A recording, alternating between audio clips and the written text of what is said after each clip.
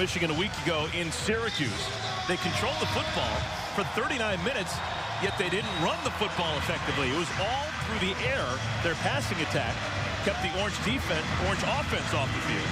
Well, Eventually, Syracuse winning in overtime. Well, when you have a guy like Cooper Rush, 70% completions, 90 passes, a lot of those passes are nothing more than runs for them. They don't care. Just move the chains.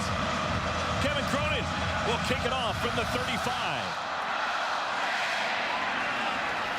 Short kick. It'll be fielded at the 8-yard line. They fake the reverse. And the ball gets out across the 20 to about the 23-yard line.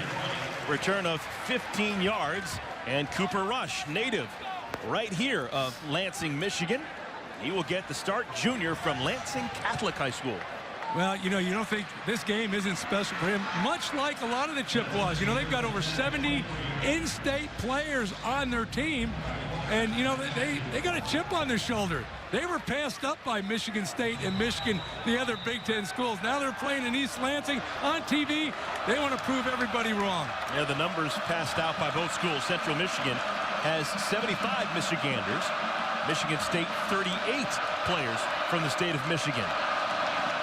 And the Chippewas want to start on the ground. It's a positive run for them. They don't really do well running the football, but they pick up 4 yards on first down. Devin Spalding with that carry.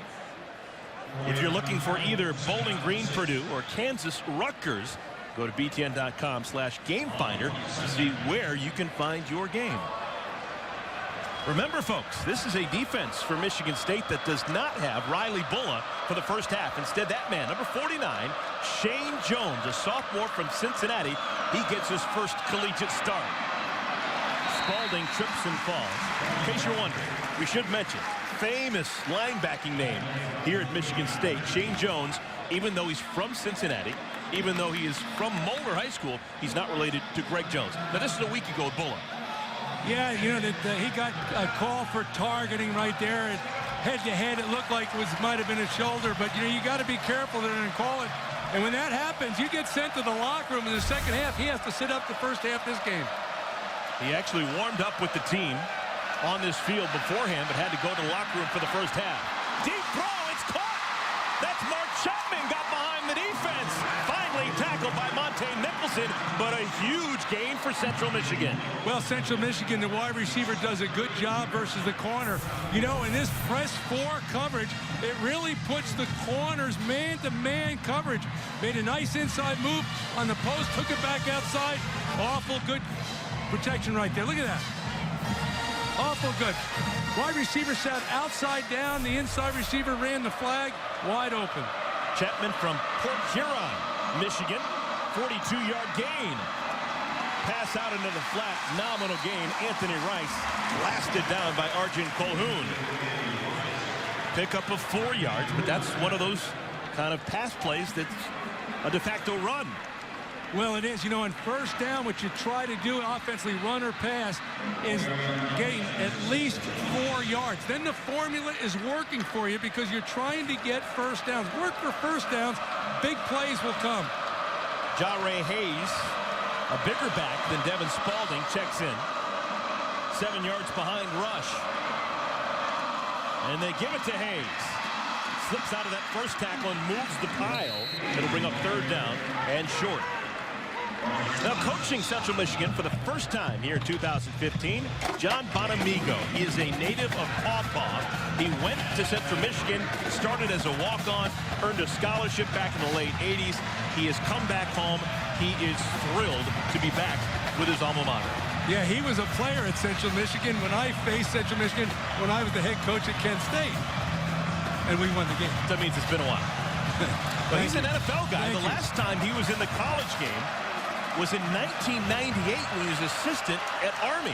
Been an NFL guy for many, many, many years, most recently with the Detroit Lions. Third down and 3. Rush's pass is tipped at the line and incomplete. Rush fortunate not to have that ball picked off. It was the big arm of Shalik Calhoun who got the football. Yeah, you'll see it. They try to chop him. If you try to chop that big fella, you better get him off his feet. He came up short. No way is a quarterback going to throw over those arms. Shalik Calhoun was miserable a week ago having to play against that Air Force option offense. He's going to be able to rush the passer a lot this afternoon. Brian Evie from Grand Ledge going to try a 40-yard field goal. And we've got movement.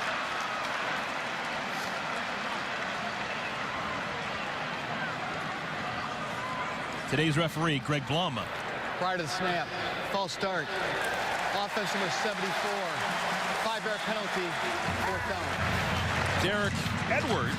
John Bonamigo is a special teams guy. Not happy with this. Just watch it there. He's reset the game clock to 11. He moves a little too early. You got to sit in there.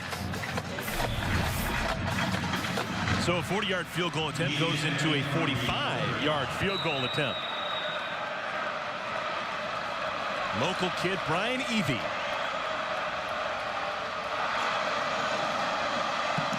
Oh, and it's blocked.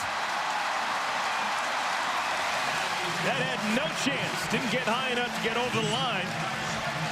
Was that Calhoun again? Time on the field. Blocked field goal. And the first drive for Central Michigan ends up in a big goose egg. When we come back, Connor Cook on Chicago. That's a low kick because he didn't jump. Now, he's a tall guy with long arms, but without a jump, you should be able to get that kick over. So in back-to-back plays, number 89, Calhoun, blocks a pass. And then the next play, number 98, Cooper, blocks the field goal attempt. Michigan State, their first time with the football. Connor Cook, play action. And Cook wants a bunch, has a man wide open. It's caught down to the 30. Big play, McGarrett Kings. That's the way you get started offensively if you're the second-ranked team in the country. Well, you start off with 21 personnel, which means 2 backs, 1 tight end. Little flash fake on the play action. You hit the post, and it's wide open. Let's just watch him right here as he takes off. Little flash fake. No help from the safety. The corner's all by himself. Little overthrown. Great catch. Right in his hands. Both sides already with a 42-yard pass completion in the first quarter. End around R.J. Shelton. Good gain on first down. Shelton picks up 14. Coming off a career game a week ago against Air Force. Yeah, he'll come in motion. And, you know, I asked Dave Warner in the meetings yesterday. Dave used to coach me. I said, Dave, where are the trick plays? I know that Coach D'Antonio likes trick plays. He says, you know, he's been on me for the last couple of weeks. Let's call some trick plays. There you go right there. Shelton, the junior from Wisconsin, coming off a 5-catch game against Air Force 7 days ago. Here's the first run for Madre London. Lunges forward for 3 yards. Jabari Dean on the tackle. Now, 5th-year senior Connor Cook. What's left to be said about number 18? Well, I think the only thing add to his resume, what they'd like to add is a national championship, and they are a legitimate national championship contender as long as they continue to play well and keep winning. Huge wins, 26 of them as a starter. A win today, and he would tie Kirk Cousins for most wins in Spartan history as a quarterback. Some heady company. They fake the end around, and Cook keeps it. He takes some hits. He's not afraid to run that football. Picks up 5 yards before being brought down to the ground by Malik Fountain. You know, Eric, everybody sings the praises of Connor Cook now. A lot of people forget.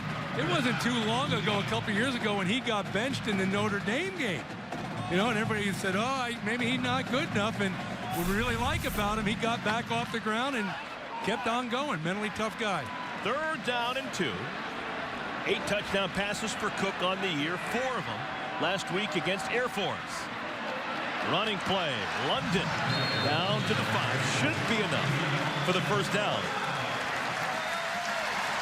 So, Coach, beginning of the game, your keys to the game, you said...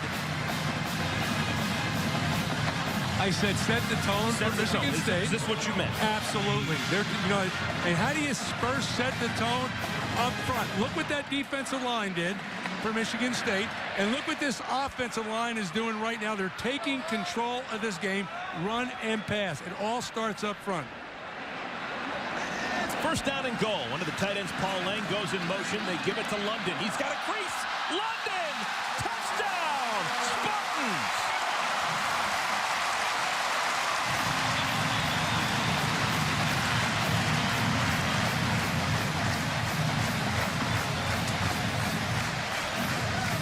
It's not supposed to be that easy, but London and the Spartans make it look easy. Well, it isn't easy. It might look easy, but it isn't easy. And let's remember, this Central Michigan defense is a good defense. Number 2 in the MAC last year. They haven't given up a 100-yard rusher this year. They only gave up 1 last year. 96th consecutive extra point for Michael Geiger. And it's a 10-point swing. The missed field goal that was blocked at the line, and then a quick touchdown drive. On production, he said, you know, we're seeing a lot of 9-man fronts. We're seeing a lot of run blitz, zone blitz. We've not done a good job handling that. I said to him, well, if you're seeing all that 9-man front, why don't you just throw the ball? He says, because the head coach wants to run it. That's why. It's not who we are. Second kickoff for Cronin. This one doesn't make it to the end zone.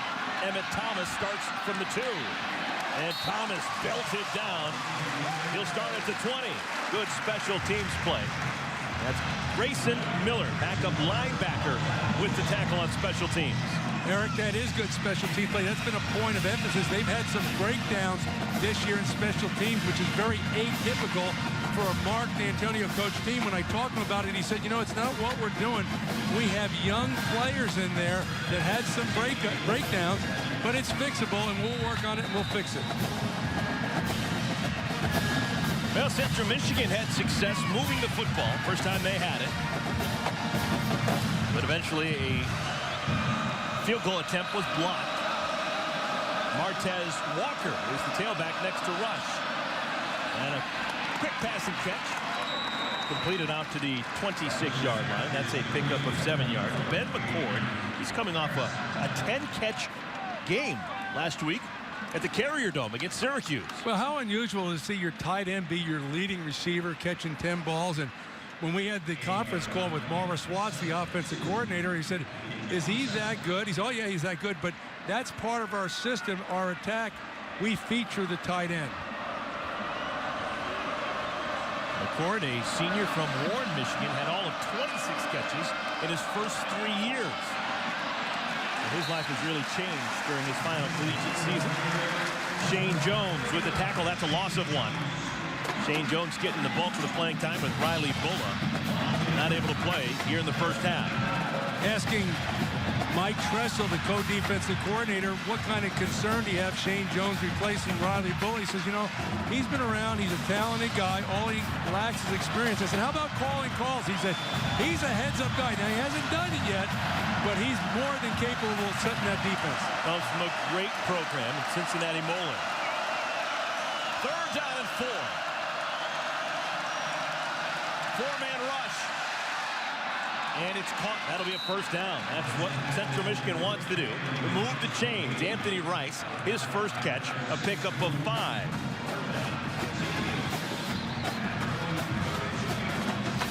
Mike Tressel, co-defensive coordinator, along with Harlan Barnett. Both Barnett and Tressel have been around for a while. They have been with Mark D'Antonio since his days at Cincinnati. That continuity really helps trying to replace Pat Narduzzi. Rush incomplete. Well, Central Michigan, their first-year head coach John Bonamigo, he has had a difficult summer, tried to make the best of it. Diagnosed with tonsil cancer back in June.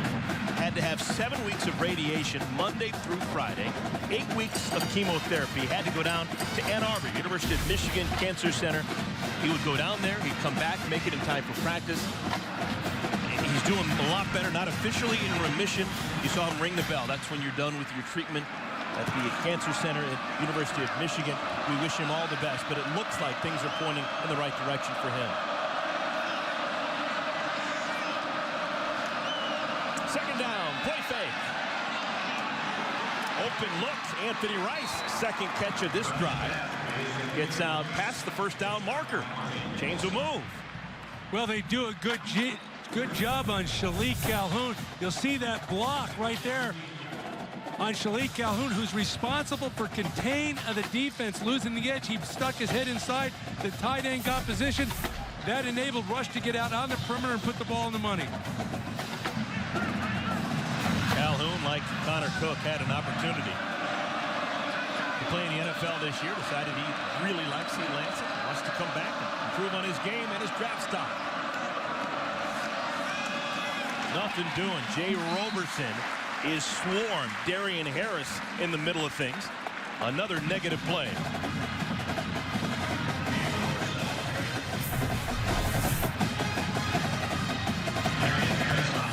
Yeah, you know, man, I'll tell you one thing. There's holding and then there's dancing. I think that left tackle was dancing with Shalik Calhoun. Wow. Calhoun looks the part. 6'5", 250 pounds, and he can run. Second down and 11. Short pass. And not much doing. 3 different Spartans surrounding Corey Willis and tackle him at the 40. They're going backwards. That's 2 consecutive negative plays for Central Michigan. Well, we talked before about the lack of the running game and how many passes that they've thrown, but those bubble screens like that, that's nothing more than a toss sweep. It's well executed by the quarterback, but those 2 receivers out there, you saw the inside receiver, totally missed the block.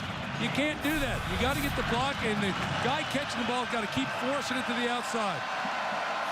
4 receivers in the game. Devin Spalding is the tailback next to Cooper Rush. Blitz comes off the edge. Wide open look. That'll be another first down. Jesse Kroll, his first catch. Can't leave him open. His 16th grab of the year. Good for 16 yards. Well, people are saying, why is he so wide open? Michigan State came with a zone blitz. And unlike a lot of people, in Michigan State zone blitzes, they rush 6. There's huge holes back there in the second. There's only 5 guys protecting the whole field. The key is if the quarterback can get the ball off, which he did, he's going to find a wide open receiver. I'll tell you what, Cooper Rush throws a good ball. That's pretty coming out of his hand. Already 86 throwing yards for Rush here in the first quarter. Spalding dances forward for pickup and repair. Shalik Calhoun on the tackle.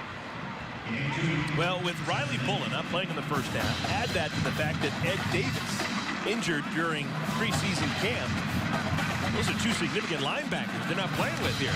Yeah, when we talk to the Michigan State coaches, you know, typically the coaches would whine about that. Ed Davis gone for injury, Shane. They said, you know, no, we got a lot of depth. We got a lot of guys that can play. Next man up, put them in. Well, there's never going to be a day when Mark D'Antonio doesn't recruit a whole bunch of linebackers. Good move in the backfield by Spalding to make the first man miss, but he's tackled by R.J. Williamson after losing a pair. Could have been a loss of 5 if the first tackle had been made. Yeah, well, you know, this is a trick play. It's a sucker play. Not even trick play. Call a sucker play. The only problem is you didn't sucker anybody. Michigan State was all out there waiting for it. John Reschke put the pressure on, wasn't able to make the tackle, but he disrupted the play. 3rd down and 10. Central Michigan has already converted a 3rd and 11 on this drive. Look for a draw, look for a screen, something pretty safe. Underneath, catch and run. That'll be another first down. Anthony Rice, his 3rd catch on this drive alone. And now we're starting to see how Central Michigan controls the time of possession. Yeah, and it's, you know, it's all about protection because you give the time the quarterback to throw the ball. It's crossing routes, and there's nothing that infuriates defense coaches more than that, giving up a 3rd and long on a play like that. There's no backboard, so that man running with him, you can't look at the quarterback. You got to stay with your man. Look at the total yards. 98 passing yards for Central Michigan, over 100 total yards. Stumbling forward, Martez Walker gets to the 29. R.J. Williamson on the stop. I'd say that Central Michigan was fortunate to get a yard on that play. Yeah, I could feel a screen coming. I was just 1 play off. You know, sometimes you get a gut feeling when you're a coach, you know. I thought it was going to happen on the 3rd and long, but, and I say that, you know, Central Michigan front's doing a pretty good job, but that front, which is very impressive for Michigan State, they're putting pressure on there. These guys know what they're doing in the passing game.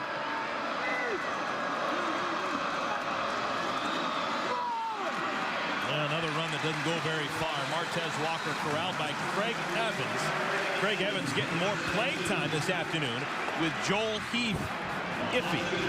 We may see Joel Heath. He's in uniform. But they're trying not to play him because he's banged up.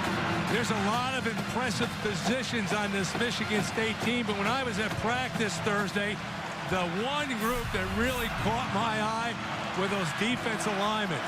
They got some good-looking ones. They got a lot of good-looking ones at that defensive line position. 3rd and 11.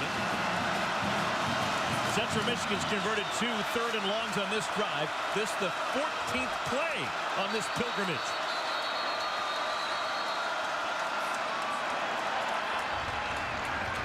And a timeout is called. First timeout, Michigan State. Timeout on the field. So we will await. Cooper Rush is in no rush.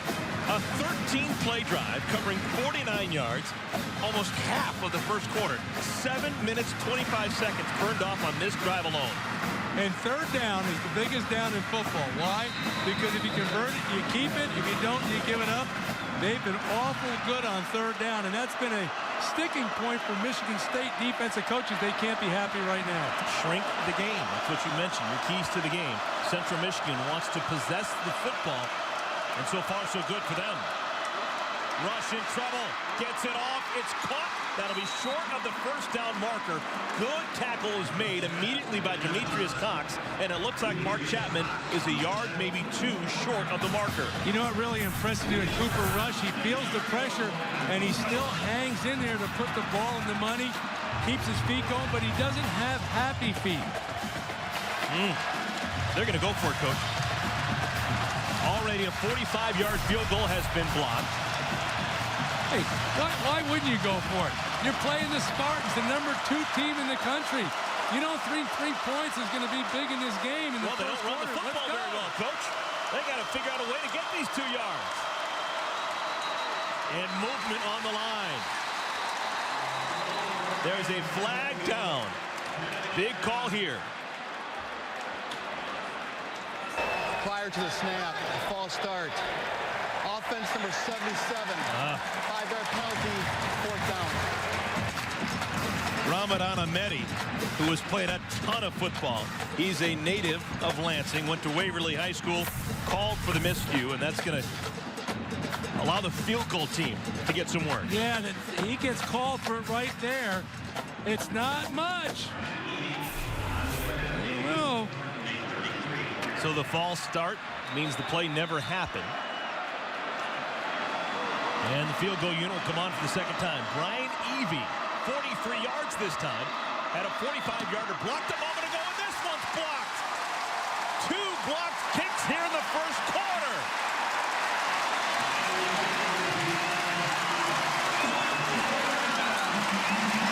It was Demetrius Cooper the first time. This time, Shalik Calhoun got his mitt on it. Well, you'll see it here. He's just not kicking it high enough because you see Calhoun, he's getting twisted. He's not even off his feet, and he's blocking it with his right hand.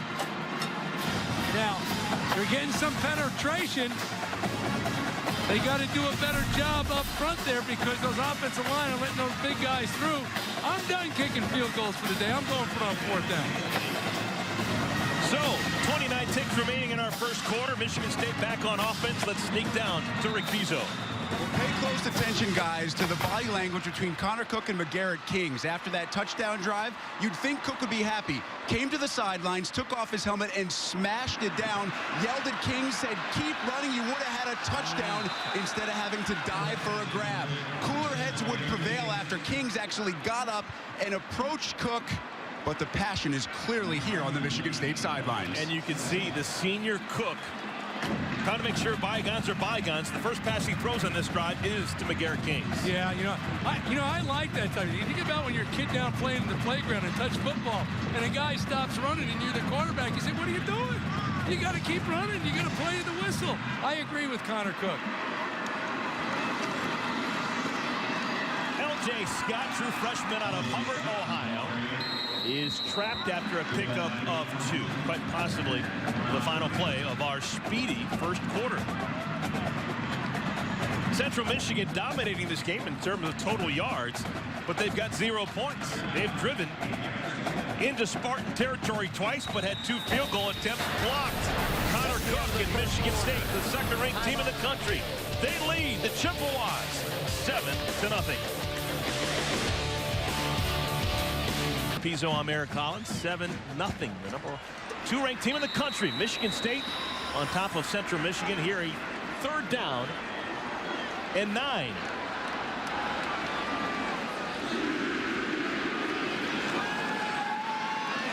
Cook, flag is down. Pass is complete to Kings, and he's cut down short of the 1st down marker. And we'll have to sort it out.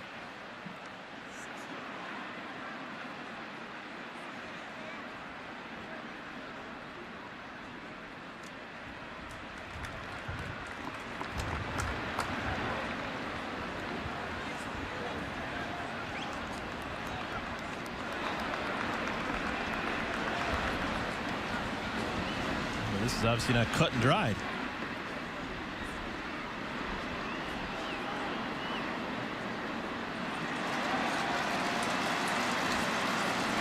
So defensive holding, it's going to be an automatic 1st down.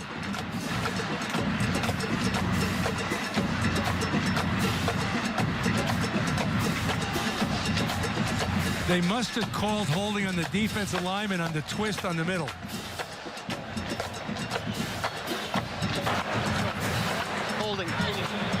Defense number 52. 10-yard penalty. Results 1st down.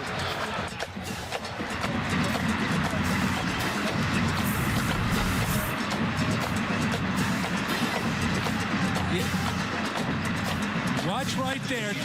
Jabari Dean, he's making a twist move, and he grabs the center and holds him to try to free up 43. Tim Hamilton going around the horn. You don't see that call very often, but that's a good call by the umpire. 1st down, toss to London. And he's tackled at the line of scrimmage. Let's go to Mike Hall for the T-Mobile studio update. Eric, Rutgers is taking on Kansas. A reminder, a Jayhawk is a make-believe bird. This is Laviano finding Carlton Agadosi for the score, and it's 7-0 Rutgers as they enter, just about enter the 2nd quarter. Mike Hall's got one of the best jobs in America on Saturdays. Well, he says Jayhawk's a make-believe bird. That's because he's a Missouri graduate. That's what that's about.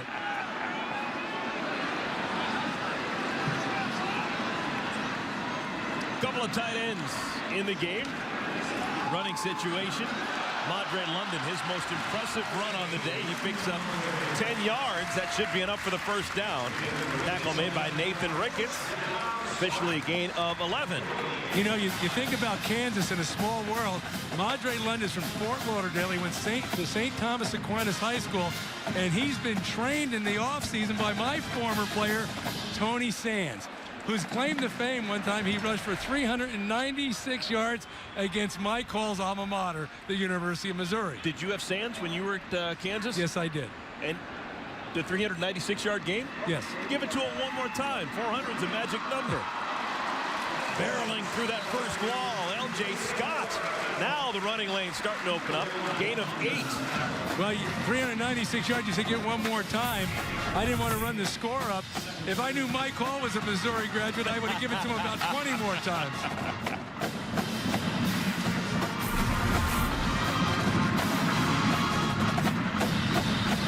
L.J. Scott, Madre London. We're also expecting to see Gerald Holmes.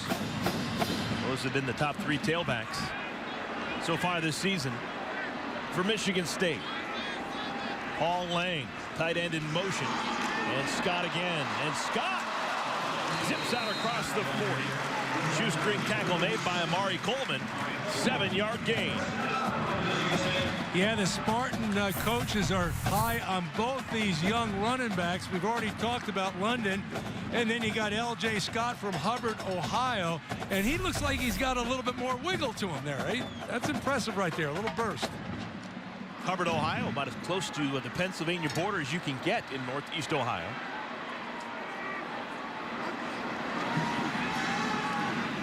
Connor Cook has a man open. It's Burbridge, who's been quiet here in the first half.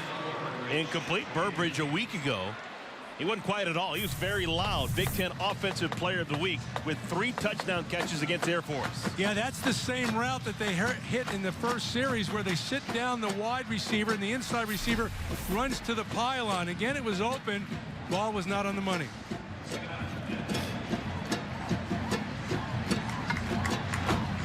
Michigan State's only pass completion came on their first offensive play. 42-yard bomb caught by McGarrett Kings. Cook wants to throw. This time it's caught by Burbridge. And it's a completion, but it's fumbled out of bounds after the catch. And an awkward movement there by Burbridge.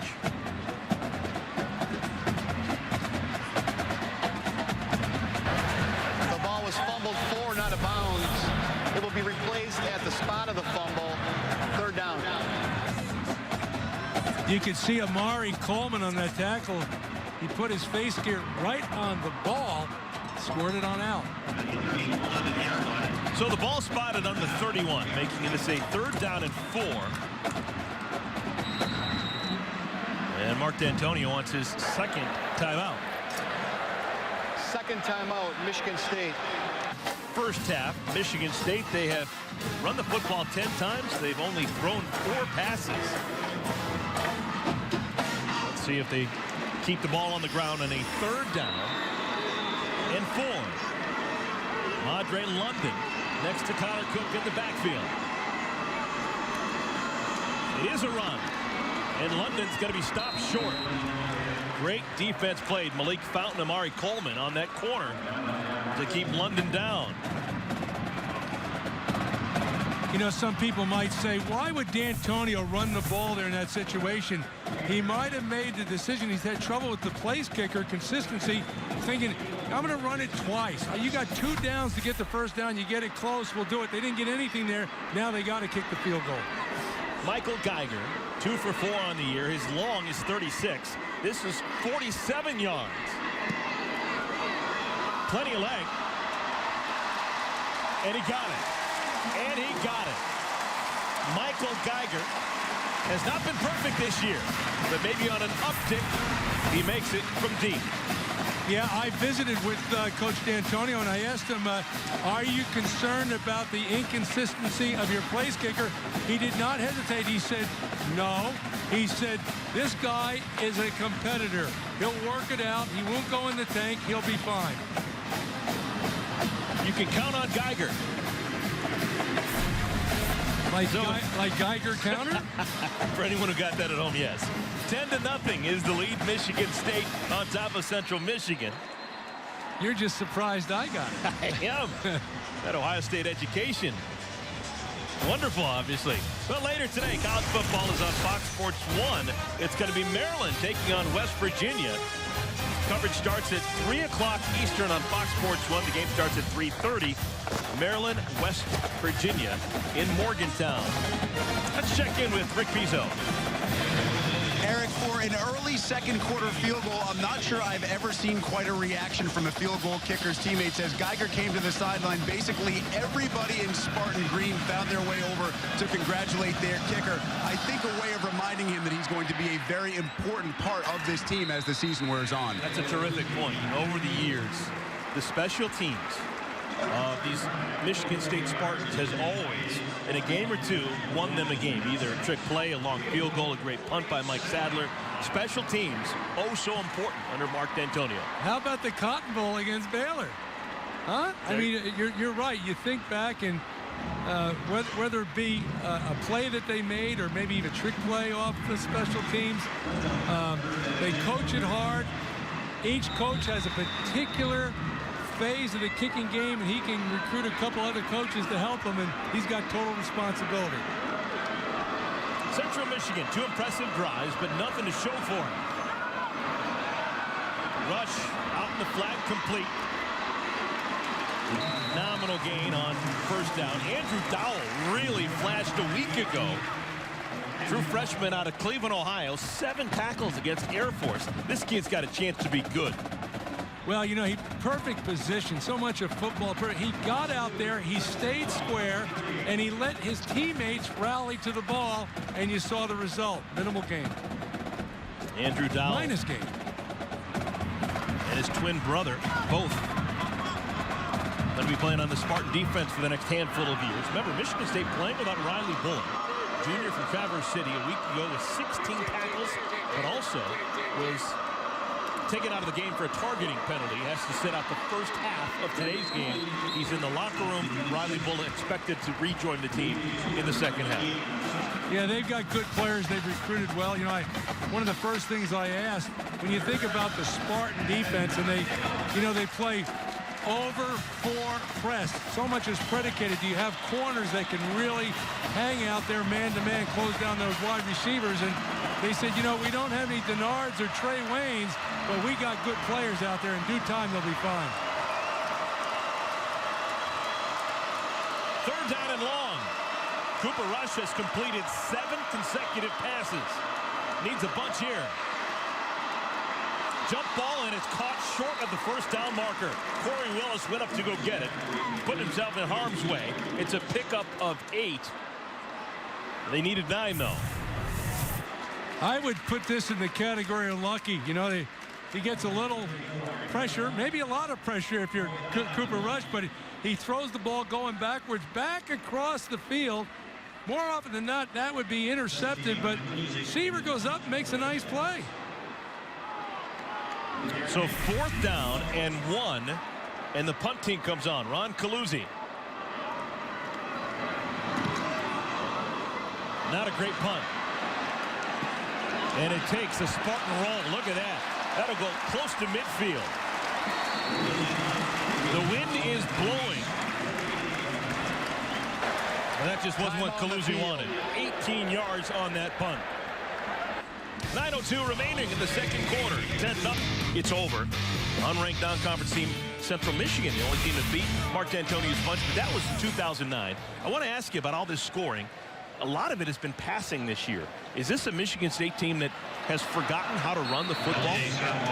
No, I don't think so. I don't think they're real happy that their run game isn't going better. They really think they have potentially a dominant offensive line. I mentioned before, as they dissected it, they're not handling the 9-man front well, which is tough. You know, you got more hats there. You got to get the wide receivers in there blocking. And the zone blitzes designed against runs have really hurt them. Connor Cook under center. First man through is L.J. Scott. And he's spun down at the 45-yard line. Let's go to Mike Hall for a T-Mobile studio update. Eric and Glenn, Wolverines playing the Cougars. Both those animals are real. This is Amara Darbo right over the middle. Jake Rudock and company are now up 14-0 early in the second. Love the commentary. Thank you, Mike. Amara Darbo and that offense for Michigan. Trying to get to 3-1. Third down and 3. I bet he's wearing khakis today. You want to bet? Is that what he does? Yeah. Khakis. You know the secrets.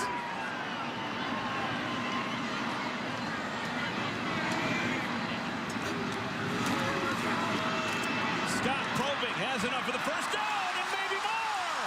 L.J. Scott inside the 20. Kayvon Frazier saved a touchdown. 29 yards for the freshman. Well, this is a staple run of their offense. Just gap block, pull someone around from the backside for the front side linebacker, and hand the ball off, hat on hat, break a tackle, you got a big play. Second play here in the first half of 25 yards or more for Michigan State. Quick snap. And this time Scott not as successful, only picks up 3 yards. A couple of offensive coordinators, Jim Bowman, left-hand part of your screen, Dave Warner, the other co-offensive coordinator. Jim Bowman, of course, Ohio State offensive coordinator under Jim Tressel. Was there at the same time with Mark D'Antonio. Mark D'Antonio was the defensive coordinator. Says they're like brothers.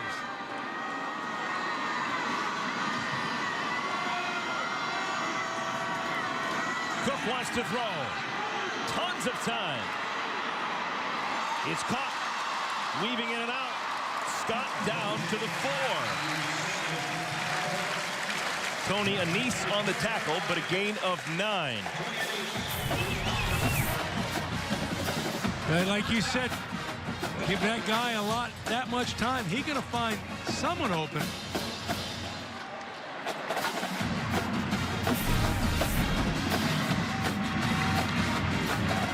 Now, these goal line situations, frequently in years past, Connor Cook has liked his tight end, Josiah Price.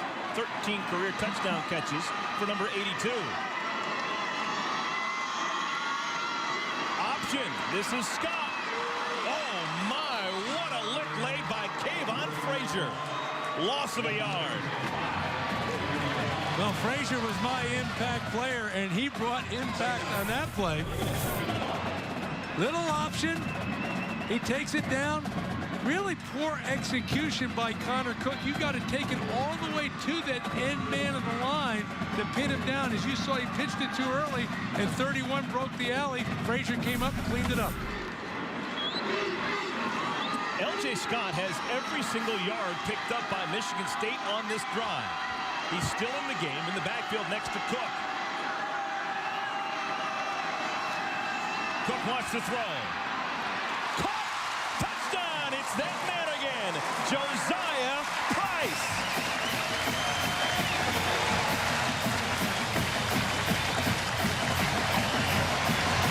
Now there's something special between Cook and Price. They know where each other are at all times. 14 career touchdown catches for Price.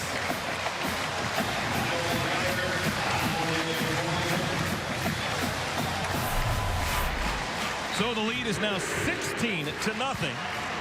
Second-ranked team in the country showing off here at Spartan Stadium. Geiger again.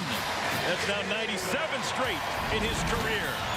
With this catch, Josiah Price, the new Michigan State tight end reception touchdown record. Those rugby plays, we see more and more of those in college football. 5:12 remaining in our first half. Central Michigan has moved the football, but they've had a couple of field goal attempts blocked. Tight end McCord goes in motion. Cooper Rush. That's his first incompletion in a while. Had completed his last 8 passes. Let's check in with Rick. Really significant injury down here on the Michigan State sidelines. Left tackle Jack Conklin on the training table right now, having his left knee looked at. The way he described it to the training staff, his knee was bent one way. He got hit on the opposite side of the knee. So it's the outside of his left knee in significant pain. Looks as we speak like he is getting off of the training table. And I believe he's being led into the Michigan State locker room early here in the first half. Thank you, Rick. We'll pay attention to see if he's able to continue next time Michigan State has the football. Well, that's significant, not only because he's a great offensive lineman, but two, he's the leader of the offensive line. And Dave Warner says the leadership of their offensive team comes from the offensive line. So it's got to be rolling downhill there a little bit. 5 receivers in the game surrounding Cooper Rush. 3rd down and 5. Little short pass, it's complete. Kroll's got it, still on his feet. Tackled at the 41-yard line. He's tough to bring down. Shane Jones, the tackle, but a pick up of 16 yards. Well, you'll see the inside receiver right here. He's going to come across the middle, and the problem here is you can't defend these 5-yard routes. When he catches it, you see 2 guys. They don't wrap him up. Look at all that hidden yards there. You got to wrap him up and take him down right there. Yeah, R.J. Williamson gave him a shoulder, but didn't wrap him up.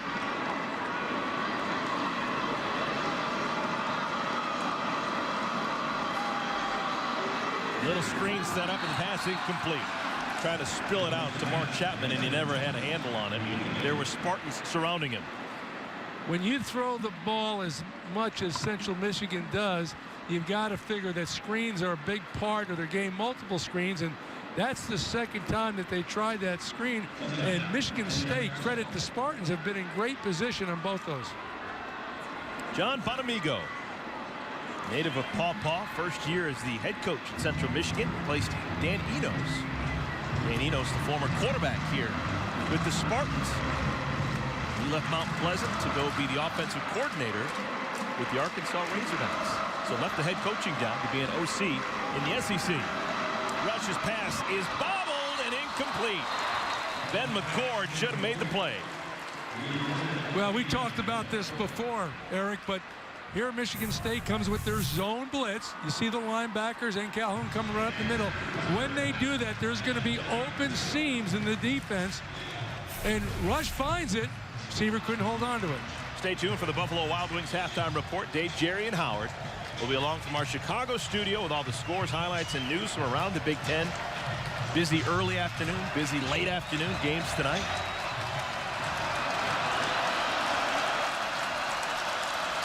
Third down.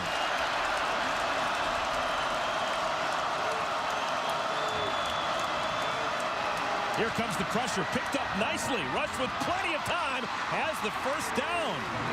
You know, first downs come easy for the Chippewas. Scores have been hard to come by, but they can move the chains. 14 more yards. Well, I don't know what the problem was there right there, but if you watch they can't get lined up. They're confused. I wonder if that's effective Riley Bullitt not being in the game, but they don't get lined up, and you see that the zone blitz goes all to one side, left a clean throwing lane for Cooper Rush. He put the ball right on the money. This has got to be infuriating for that defense for Michigan State. Well, they're not hanging their head. Nice play made by John Reschke. Sophomore from Sterling Heights. That'll be a loss of 2. Central Michigan, on third downs alone, they picked up 123 yards. That's just on third downs. In our Friday meeting, I asked Mike Tressel, how about third down? And he, co-defensive coordinator Mike Tressel, he said, well, we're disappointed. Really what's happened, we've had a lot of busts. Our answer to that is to simplify. They haven't got it done yet. Rush throws out the back foot, has a man, it's caught!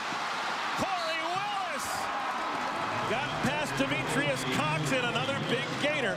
27 more yards. You mentioned Cooper Rush throwing off his back foot. Heck, he was falling down. Watch him right here. He's under pressure. He's leaning back. He puts the ball in the money.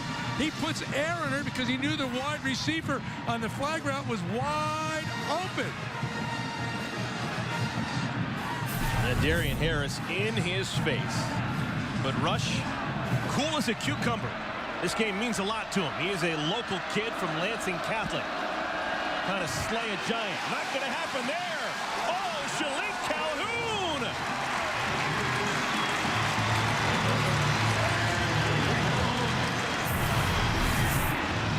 Loss of 10. Well, you see Calhoun get there in a hurry and talking to the defensive coach and say, what do you want him to improve on? And they said, he's trying to beat guys with move. Beat him with speed. He's got unbelievable speed. You can see it right there. That's not a fair fight. That is now 19 and a half sacks in the great career of Shalik Calhoun. Second down and 20. Here's a draw. Good shifty move to get through that first wall. Devin Spalding gets inside the 20 to the 18. It's third down and manageable. A pickup of 12. I like the call. You know, your offense is under attack, and Calhoun just got a big sack. They're ready to rush the quarterback again. So what do? Hit him with a little draw. Screens haven't been working, so hit him with a draw. Closing in on the 1 minute mark of our first half. John Bonamigo's Chippewas trying to chip away. They had 2 field goal attempts blocked in that first quarter. They don't want to settle for a field goal here. Settle? I don't even want to try one. Third down and 8. Play clock winding down. Third and final timeout. Michigan State. This will be a 1 minute timeout. Wow. Play clock was winding down. I didn't know if Central Michigan was going to get them against Ball State. That's on BTN and BTN to go. Go to btn.com/gamefighter to find the game in your market. Third down and 8. 52 ticks remaining here in the first half. Only a 4-man rush.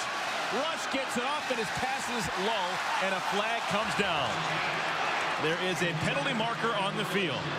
That may have been caused by the double clutch of Cooper Rush. Give a pump fake. Yeah, they went to an empty set, and you saw that. I think he went to throw it in and then pulled it on back. Holding. Defense, number 39. After this is field goal, automatic first down. Jermaine Edmondson, junior from Canton McKinley High School. Yeah, there was a tug in the back of the jersey, no doubt about that. Yeah. Jermaine Edmondson, same high school as Percy Snow, one of the all-time greats at Michigan State. Linebacker back in the 80s. I tried to recruit him. I wasn't successful. Press out of downs. First and goal from the 9. Spalding brought down aggressively by Arjun Colhoun. Well, Central Michigan is winning the stat sheet. They have more total yards than Michigan State, but obviously they're losing on the scoreboard. 17-0. See the red zone numbers top of your screen for Central Michigan. Yeah, well, settling for a field goal here would be a disaster. And a flag comes down. I think there was a huddle snafu. 12 men in the huddle.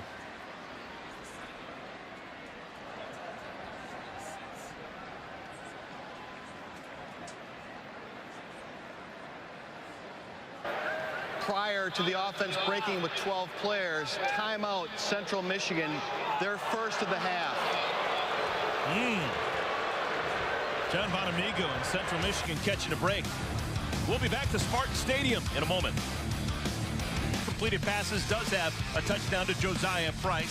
Central Michigan, Cooper Rush, their offense has been good at moving the ball, just not scoring. And a moment ago, a great play by John Bonamigo. Yeah, this is heads-up coaching. He's on the sideline. He sees them break the huddle with 12 guys, and before they can get a penalty, he goes timeout. Heads-up coaching.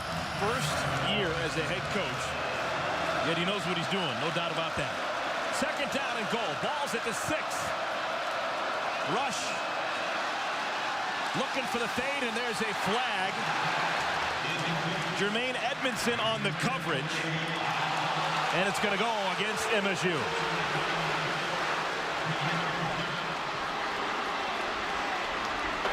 Pass interference. Defense, number 49. The foul occurred in the end zone.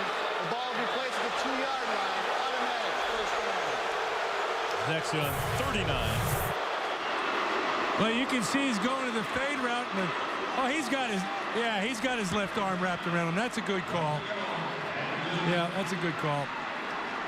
A lot of times I don't disagree, but if he didn't wrap that left arm around because he's looking back for the ball, but he's got him impeding his progress upfield. And, you know, if they can get the ball in the end zone, you talk about the statistics, Chippewas will be ecstatic to go in halftime with that score. Spalding. They give it to him. Lowers the head. Not in yet. 12 seconds, 11 seconds. And now a whistle will stop the clock dead.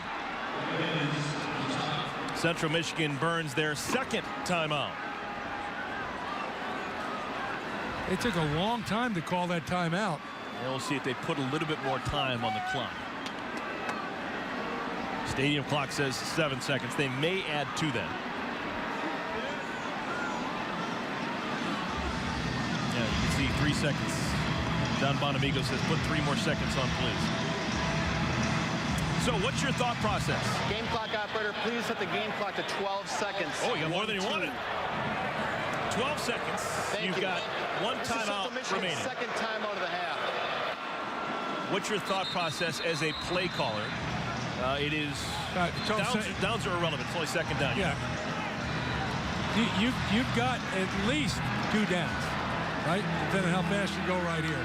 Now you're asking me down there, I'm going to run the football. Now some people will say go to a quick pass right away, and then you can still run to the next down and go timeout and still have the 4th down. You know what? Come on now. If I'm going to beat the Spartans, I'm going to run it in right here. If not, I'm going to call timeout.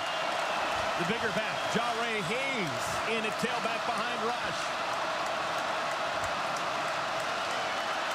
It's a pass open in the end zone. Touchdown, Anthony Rice.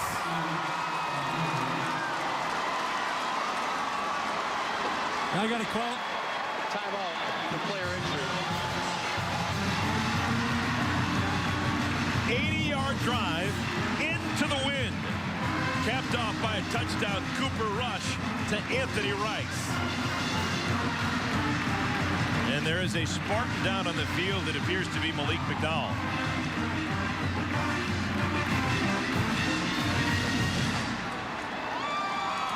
McDowell starting to figure it out. Had a great game a week ago against Air Force. Hopefully he's okay.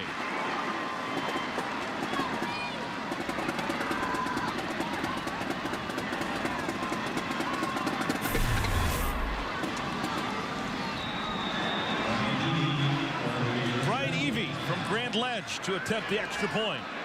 Make this a 10-point game.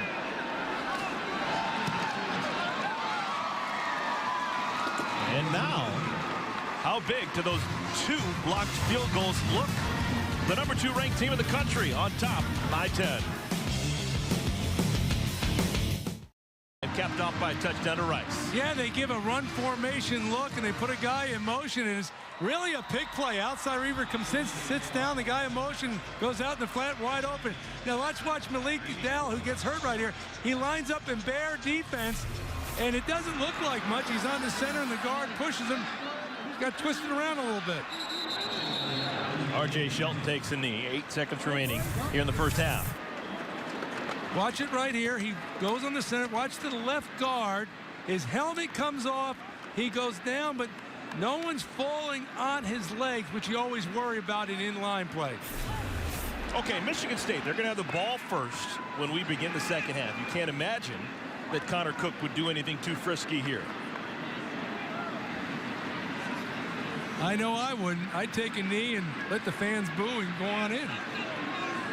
Central Michigan, in the first 30 minutes, they accumulate more yards than Michigan State. They have a longer time of possession. They have more first downs, more total plays. Central Michigan doesn't turn it over.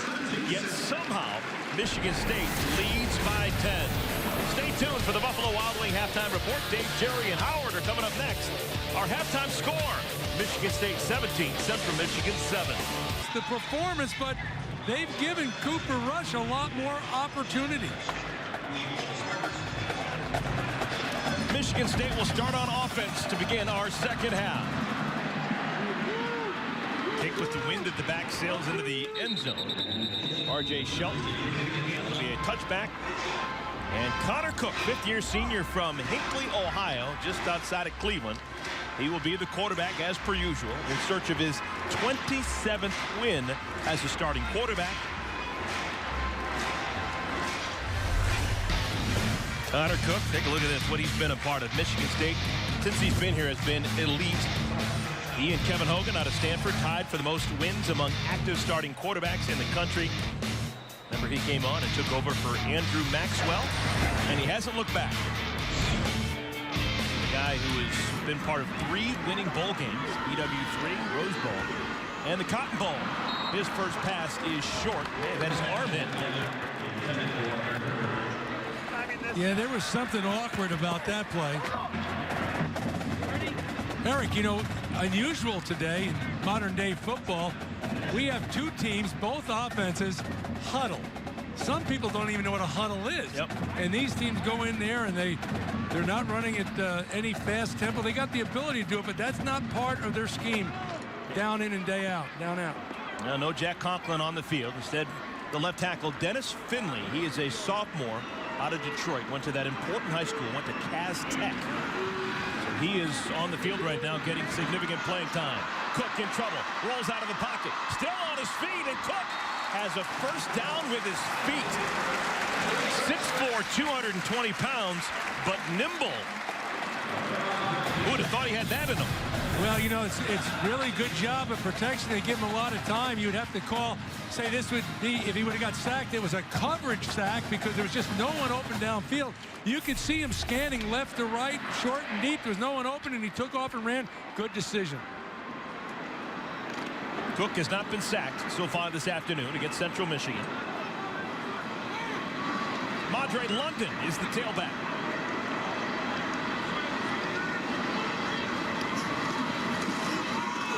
London the carry, lunges forward. He carried the ball 6 times in the first half for 24 yards. Leading ground gainer for Michigan State in the first half was L.J. Scott. 8 carries, 54 yards for Scott. When they have injuries up front, they've got the ability to, move some guys around. They've got guys that play guard and center, tackle and guard. It gives them some flexibility. Now Cook motions London out of the backfield on 2nd down and 7. Dump down. Burbridge, just his 2nd catch. A whisker short of the first down marker. Burbridge 1 catch for 6 yards in the first half. That's another 6-yard gain. Umpire showing a little agility there, huh? 3rd down and 1. Power football, right? This is Michigan State. That's them. Off tackle power. You would expect to see them in a 2-back set, but they're in a 1-back set. But they call 12 personnel, 1 back, 2 tight ends. Tight end on both sides of the line, and they give it to London. Staggers, and he's able to, I think, with 2nd effort, get it. It's going to depend on the mark.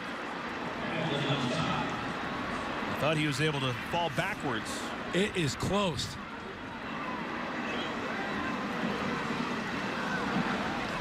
And they're not going to bring out the chains. It's going to be a 1st down. Let's not forget about Central Michigan. They are a tough run defense. I mentioned earlier they haven't given up a 100-yard rusher this year. They only gave up 1 last year. And when you have that type of run consistency, you have a run-stop scheme, and you got the players to execute it. Jabari Dean and Lewis Palmer, Mitch Stanizek, Blake Serp on that front wall. So far, a good afternoon. And a flag comes down before the ball snapped. Flag in. Offense. 5-yard penalty. 1st down. With a 5th-year senior under center. Well, for Central Michigan, a familiar name, maybe a familiar face to Spartan fans. Greg Colby is the defensive coordinator. Greg Colby, 2 different stints at Michigan State as a grad assistant, 87-88 under the great George Perlis. Also coached between 94 and 97 under Nick Saban. He told us that there's still a lot of George Perlis principles to his defense that if you're really astute, you may be able to pick up on. Oh, good pass breakup, lunging in and knocking it away. It was Amari Coleman. Greg Colby said his terminology he uses for play calls, he got it from Nick Saban. But he has certain George Perlis things that he does, like the tilted nose on top of the ball, the games up front that the defensive tackles and linemen play. Those are all things that he got from George Perlis when he was a grad assistant in the 80s. Well, when you talk about George Perlis and Nick Saban, 2 of the greatest defensive coaches in college football that come around since I was coaching. They know what they're doing, and a lot of what Nick did, he took here from when he was a defensive coordinator with George, and not the tilt nose anymore and all those stunts, but all the other stuff. Cook in trouble, goes, oh, he's still on his feet, able to lunge forward. Blake Serpa had him wrapped up. That's actually a gain of a yard. So Cook still has not been sacked. But it's going to bring up 3rd down and a bunch. Yeah, I mean, you saw we got a new left tackle in there, and it showed up there. Dennis Finley didn't stay on his man, much like Conklin probably would have, but he couldn't throw the ball on time. Why? Excellent coverage by that Chippewa secondary. Dennis Finley, sophomore from Detroit, replacing Conklin to begin this 3rd quarter. 3rd down and 14. Cook, tons of time. Nobody open. Finally throws late over the middle. He's fortunate that's just an incompletion. And there's a flag down. It's a flag in the backfield of Michigan State. Holding. Offense number 73. That penalty's declined. Result of play leaves 4th down. Now this is starting to become an issue for Michigan State. The new left tackle Dennis Finley whistled Yeah, he gets called for holding. You can see it. He's ducking his head. You got to bend your knees. You can't be a waist bender. You got to be a knee bender. But they only rushed 3 guys. Mark D'Antonio will say they're only rushing 3, and you got called for holding. You got to be kidding me. Well, the penalty is declined. He's going to force a 4th down and 14. And Jake Hartbarger will come on to punt. Hartbarger's got a massive leg. Oh, that was almost blocked. Almost know how it didn't get blocked. Emmett Thomas, the fair catch called for and made at the 11-yard line. All right, Rick Pizzo is standing by with Michigan State royalty. Rick is with Tom Izzo. Yes, Coach Izzo and the Spartans recently back from a nearly 2-week tour of Italy. Tom, are you over the pasta hangover yet? I don't know. I enjoyed it over there. There was a lot of places we saw, and our guys were great over there. We played some really good teams. We played national teams instead of the club teams, and so I got beat up a little bit, just like my regular schedule. Team bonding, something like that, and the dividends that pays when you hit adversity in the middle of the year? I don't think there's any question about it. You know, that's what you do it for. You do it so that guys can get along. We traveled everybody. It was really good for that too. Now, full disclosure, I almost joined you on the trip. Could you imagine Izzo and Pizzo near the Leaning Tower of Pisa? I'm going to get that answer from Tom Izzo in just a second, Eric. Devin Spalding rips off 42 yards. And here come the Chippewas. What a way to start this drive. Their first possession of the 3rd quarter. Officials timeout for player injury. Well, you know, it's just a basic play. They lined up in 12 personnel, 1 back. Excuse me, 2 backs, 1 tight end, 21 personnel. And they ran an off-tackle power and just bounced it outside. It's R.J. Williamson, the senior safety who is injured on the Central Michigan sideline. He's the reigning Big Ten Defensive Player of the Week. Here's the tackle made by Williamson, and then something happens.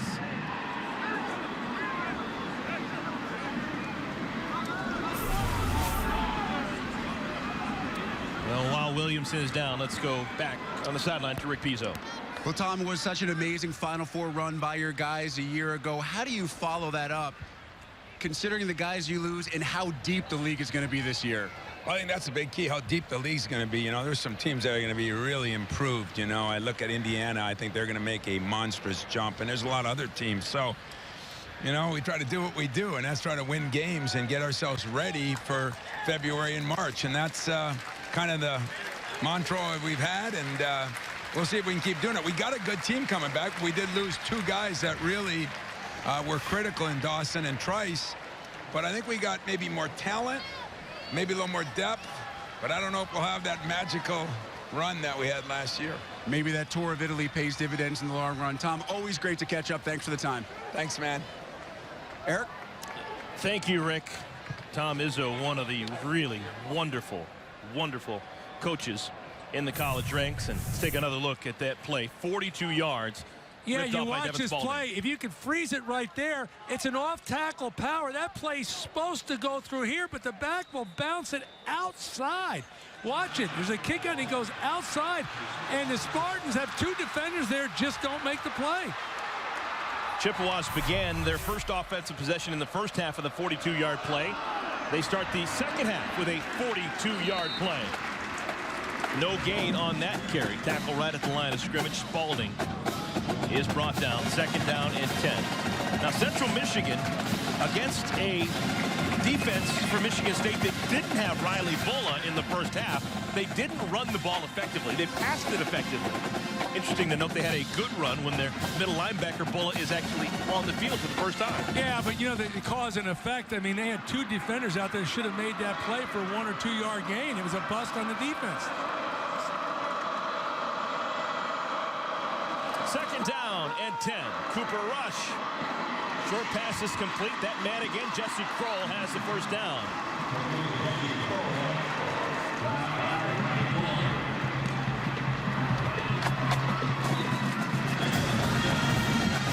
Yeah, a little short pass in the corner.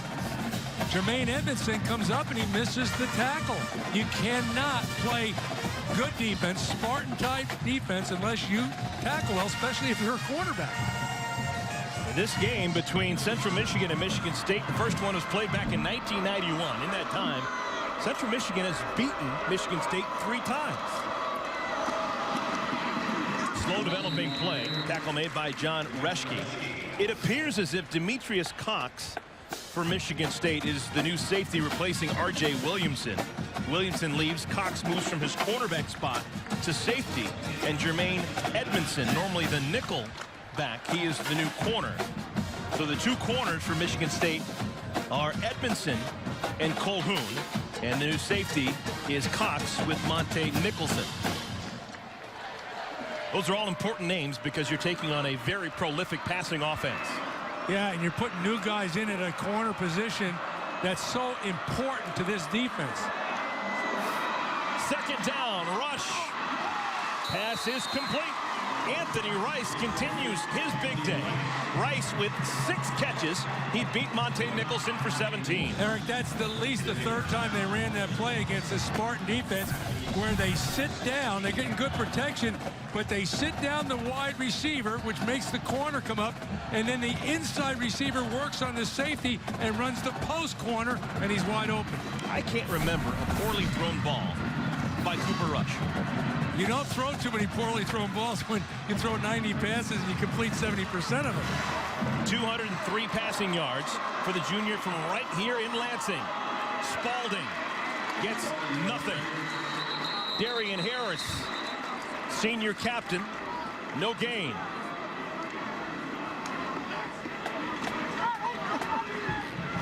You talk about Darian Harris out of the state of Maryland to Matha High School. How many good players have come out of that high school? Ryan Westbrook. The name 1. Mike Johnson, old linebacker from the Cleveland Browns. Great basketball program. I'm going to enter you in jeopardy. I really am. You are unbelievable. Danny Ferry, Gerard Mustow. Second down and 10. Spalding still the tailback. Rush up the edge and down goes the quarterback, Shalik Calhoun. If you remember what I said before, they wanted him to utilize his speed. Well, that's exactly what he did right there. There's a flag down in the backfield. It came after the play was over. Following the play, unsportsmanlike conduct, offense, number 77. 15-yard penalty, first down. Ramadan Ahmedi should have known better. He started a whole bunch of games. Senior from Waverly High School here.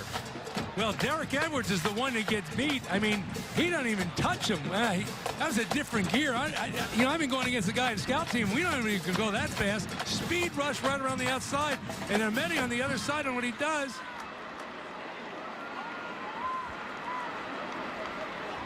Yeah. Can't touch him, pull him, do anything. That wasn't much for 15 yards, but that's the rule. So that net play is a loss of 23. 8 on the sack, 15 on the penalty. So it's 3rd down and 33. Rush just going to throw it up for grabs. Catch is made nowhere close to the first down marker. Corey Willis at least gets back into field goal range, or so you may think. No, I tell you, that is I like the play call. I like the confidence in the quarterback. You're not going to get it all back. Well, just get back as much as you possibly can. So it's 4th down and 19. You have to go for the 42-yard field goal, you'd think. But 2 field goals have already been blocked. John Bonamigo, a big special teams guy, was the Detroit Lions special teams coach just a year ago. But his kicking game had troubles in the first half. Let's watch the protection because they've had problems. They've got push up the middle. Evie, this Cook kicked plenty of distance, and it's perfect. Splits the uprights. And that brings Central Michigan Time on the field. within 7. 17-10 our score here from Spartan Stadium.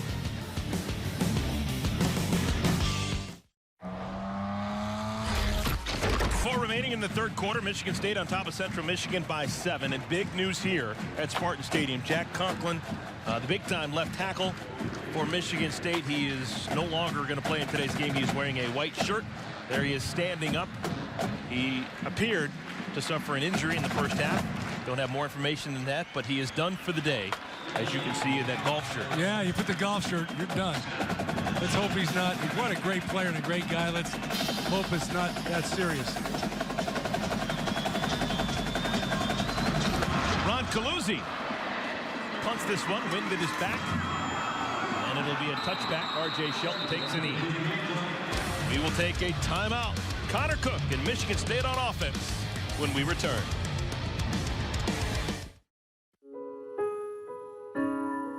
In this moment,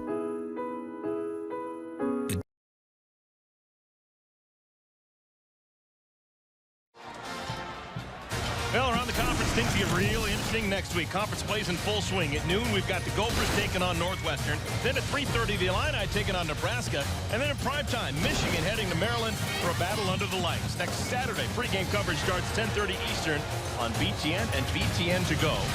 Last year, Maryland beating Michigan in Ann Arbor.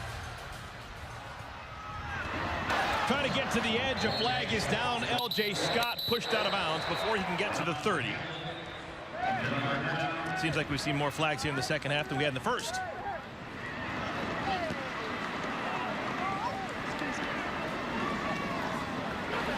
Holding. Offense, number 82. 10-yard penalty. First down. Junior tight end Josiah Price.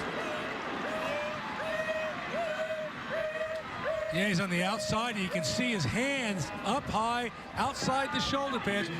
Jose, you got to get those hands inside. Yeah. He had it outside around the shoulder pads. They're going to see that. You got to be a little sneakier than that. Spoken like an old line coach. First down at 20. Garrett Kings goes in motion. This is Kings. Oh, great drop step. Gets out to the 20. Just threw his left foot into the ground. A cut upward. Well, you can see he goes to McGarrett Kings real quick with the pass out in the flat. Give a skilled player the ball in space. He makes one guy miss, but let's credit Central Michigan. Here comes the pursuit. Well-coached defense. Gain of 4. Well, Colby's been around a long time. What would you expect? Right? Greg Colby. Defensive coordinator for Central Michigan. Second down at 16. Another pass underneath. This time it's Shelton. And there's a flag down. Shelton is pushed out of bounds at the 30-yard line.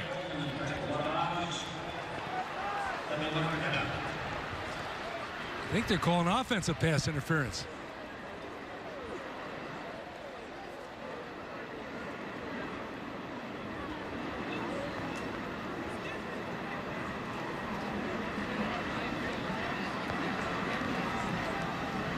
Game referee Greg Blum.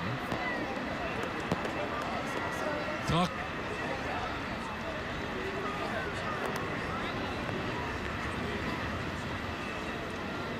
They're talking this one over.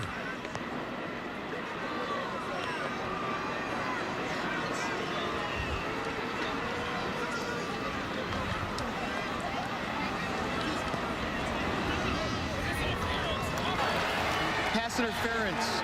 Offense, number 85. Half the distance to the goal. Third down. McGarrett Kings. Correction, second down.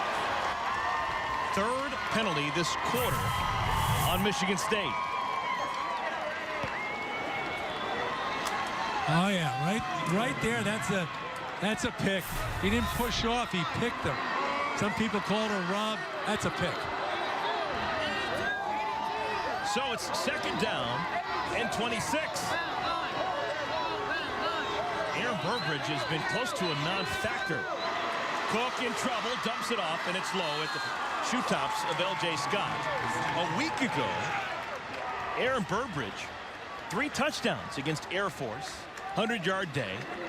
A bust-out season for him, but only 2 catches so far in today's game against Central Michigan. 2 catches for 12 yards.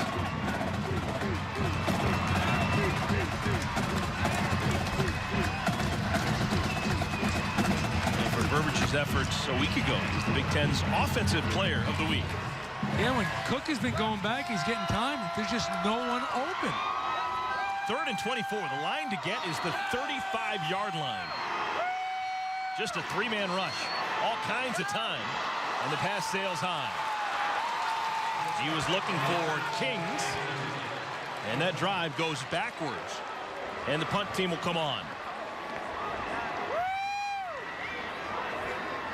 That was just a bad pass. And, you know, Central was playing it very deep. They were going to give up a deep pass as long as it wasn't first down yardage. He's wide open. Pitch and catch, no pressure. Poor pass. Michigan State didn't punt in the first half. This will be Jake Hartbarger's second punt here in the 3rd quarter. The return is on for the Chippewas, and it's a returnable kick. Emmett Thomas, oh wow! Thundered down by Arjun Colhoun. Great special teams play. Time on the field. Well, special teams, that'll change momentum. Right now, Michigan State looking for some of it. They've got the lead, but the Chippewas have the ball. I've won over $29,000 on FanDuel. Nothing special about me. The difference is It's weeknights on BTN and BTN to go. Central Michigan starts on offense. Cooper Rush starting to feel a bit more confident. They're picking up a lot of yards against this Michigan State defense. Riley Bulla, his 2nd series on the field since not playing in the first half. Looked to be contact, and there is a flag. And that looked to be a lineman out in coverage. That was Demetrius Cooper in unfamiliar territory. Holding. Defense, number 98. 10-yard penalty. Automatic. First down. Sophomore out of Chicago looked a bit confused trying to cover that pass pattern. Yeah, that's unusual when they put him out there because they came with a blitz. What he's doing all the way out there, I'm not really sure. Must have called a defense against a formation that they weren't really ready for, because you don't want that big guy out there. 4th penalty against Michigan State here in the 2nd half.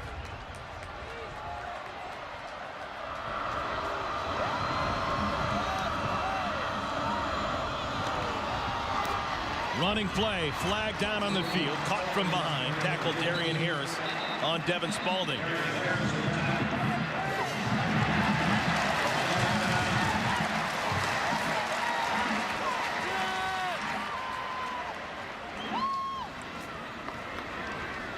Holding. Offense, number 40. 10-yard penalty. First down. Joe Bocci, junior from Romeo, Michigan. Coach, I need your take on this. Well, you'll see Bocci right here, fullback. He's going to go kick out the big defensive end. Yeah, look, that's tough sometimes. He's kind of hitting and missing, and he hooked the guy. Central Michigan has 13 plays of 10 yards or more against this vaunted Michigan State defense. That's a lot of chunk plays. Riley Bulla breaks that one up. Devin Spalding, no chance at all. Well, 13 plays, 10 yards or more picked up by Central Michigan. That's been the story of this Spartan defense. They've given up 54 scrimmage plays. You see Bulla right here.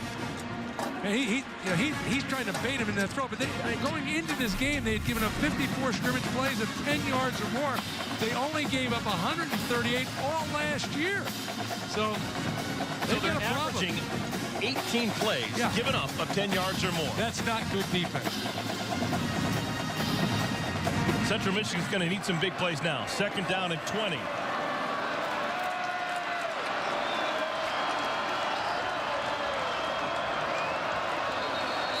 And both sides pointing each way.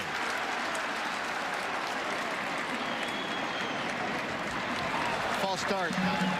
Offense, number 77. 5-yard penalty. 2nd down. Ramadan Ahmedi.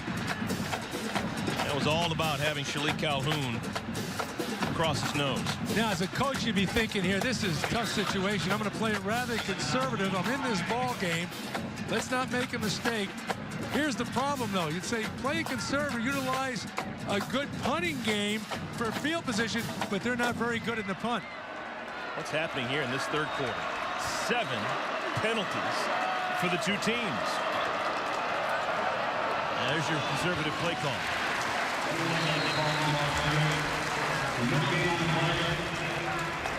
Now, on this 3rd and long, either go conservative. If you go to throw the ball, throw it deep. So if something bad happens, it's like a punt. But these guys, Central Michigan, they only averaged 34 yards a punt a year ago. A little bit better this year, but we saw what happened on the last punt. Play clock is down to 10. 3rd and a quarter of the field. Just a 3-man rush. And Rush's throw is caught. Wow, that may be close enough where they'll think about going for it on 4th down. Yeah, now typically Central Michigan would go what they call jet. Big play jet. Go right up to the line. But it doesn't seem like they're doing it. They're going to still try to shrink the game. And Mark D'Antonio saying, wait a minute, we're covered with 8, only rushing 3, and we give that up? 14 plays now of 10 yards or more. And because of the 23-yard gain, Chippewas is going to go for it on 4th and 2.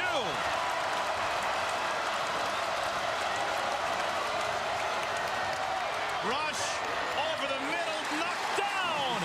Michigan State holds.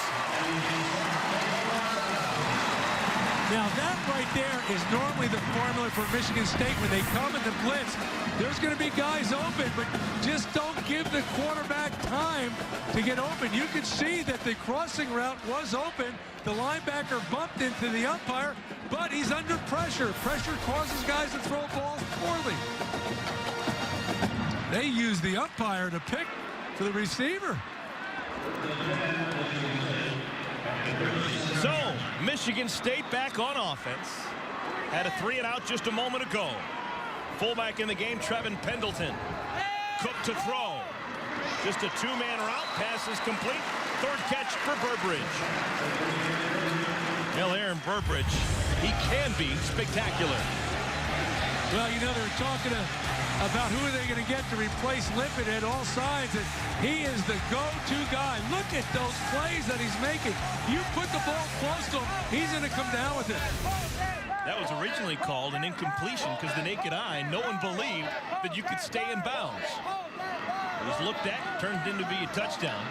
This kid has got all kinds of body control. London out to the 42-yard line. Tackle made by Kayvon Frazier, but a pickup of 12.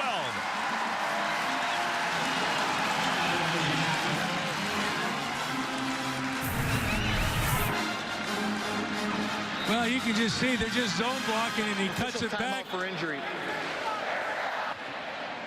Cuts it back, and he runs the daylight, keeps his shoulders square, gets to the goal line, got as much out of that play as he could. And the umpire, Brad Hudak, is being looked at by the Michigan State training staff. Hopefully he is okay. That's why we had the official timeout. Looks like everything is okay. Unlike players, he doesn't have to leave the game for a play, does he? In the middle of your screen. Nathan Ricketts ran into it. First down at 10. Minute and a half remaining in the 3rd quarter. Hole closed quickly on Madre London. Madre London and L.J. Scott have been the ball carriers this afternoon. We have not seen any of Gerald Holmes and none of Delton Williams, even though that's not that big of a surprise. So 2 freshman runners, London and Scott, for the 2nd-ranked team in the country. Well, both Central and Michigan State played similar defenses. You see the safeties come down hard on run action and make the play. This is the end around. Kings out across the 40. Tony Anise, junior from Heartland, Michigan, with the tackle.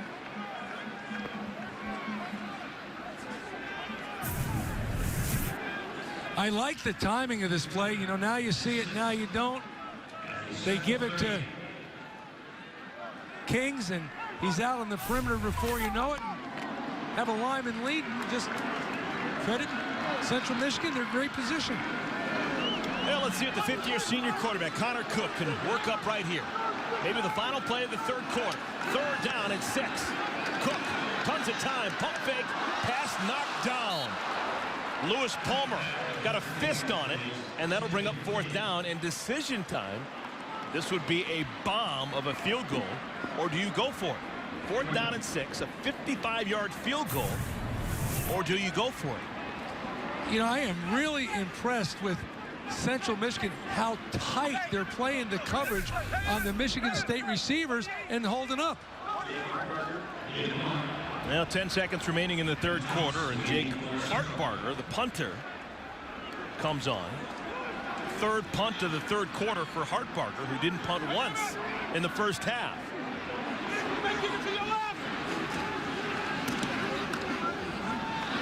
Thomas calls for the fair catch and makes it at the 9. 29-yard punt, no return. Don't go to sleep on Central Michigan. As recently as 2009, they beat Michigan State on this field, which is not easy to do. 4 games coming your way. You saw the 3:30 games tonight. Wisconsin hosting Hawaii.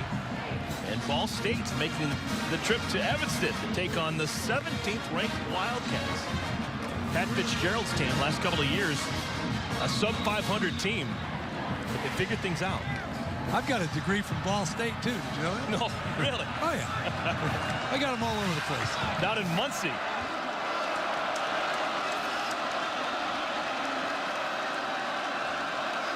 First down. Ball at the 9-yard line.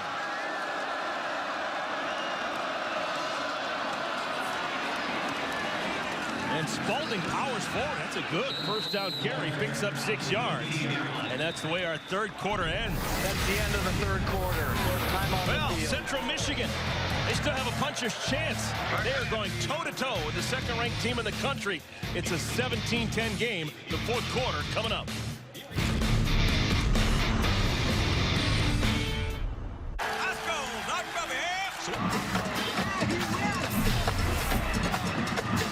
You know, I always thought as a coach, Eric, that should never happen. You put the responsibility on the quarterback, but now that you can call timeout from the sideline, then I used to say, you know what, that was my responsibility, you know.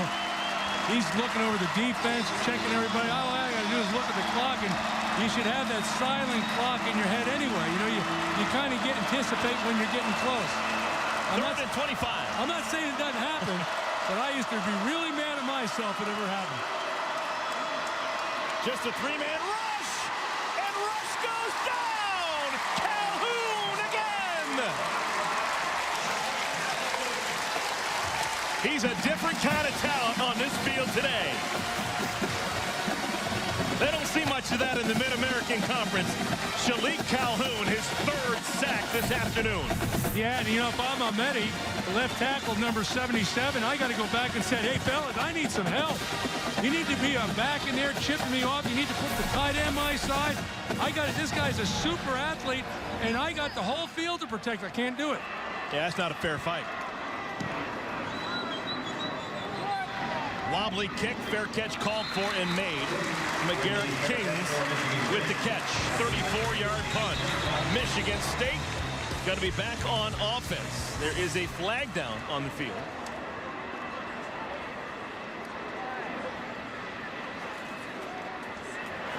Following the play, unsportsmanlike conduct, receiving team number 86.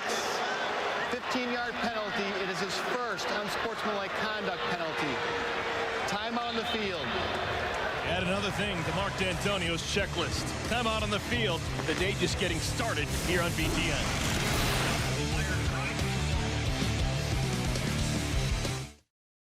Just 81 passing yards, does have a touchdown to Price. In the second half, look at that number, though. Penalty yards of 50 for Michigan State and only 51 offensive yards. Fighting for a yard is Gerald Holmes. Maybe trying to change things up. Holmes get a carry. Let's go down to Rick Pizzo. Well, Eric, Shalik Calhoun's 2.5 sacks made even more impressive when you consider the man he's gone against most of the day, Ramadan Ahmedi, considered an NFL draft pick at left tackle for Central Michigan. Calhoun, though, knows Ahmedi will now get some help. After the last sack, he went to the bench and told his teammates, you guys got to step it up. They're going to start chipping me next time we go on the field. He now has exactly 21 sacks in his decorated career here in East Lansing. Connor Cook, the check down, finds his tight end Lyles. Jamal Lyles to the 33. First catch of the afternoon, second catch of the season for Lyles. Good for 26 yards. Yeah, for most of the day, he's had good protection. The difference is he finds the open receiver that time, puts it right on the money. And, you know, the way the Central Michigan's been playing all day with nothing open, you wonder if they had a bust there.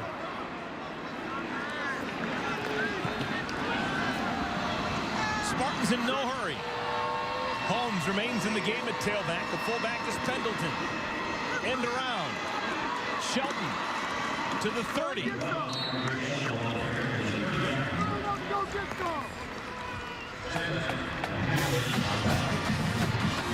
All-time series history. Michigan State, they lead it, but only 6-3. Series began in 1991. Most recent meeting was 2012. That was a game won by Michigan State, 41-7. Interesting to point out that the only points scored by Central Michigan in that game was on a pick six. A young freshman by the name of Connor Cook threw an interception that was taken back for a touchdown. That was back when he backed up Andrew Maxwell. Cook on the move, throws high, but it's caught. Burbridge, catch number 4. 10 more yards, Cook to Burbridge. Now this play here is what we've come to accustom to see by Connor Cook. He's in a break contain. It's a good route, little pressure, and he puts the ball right on the money, on time, impossible to defend.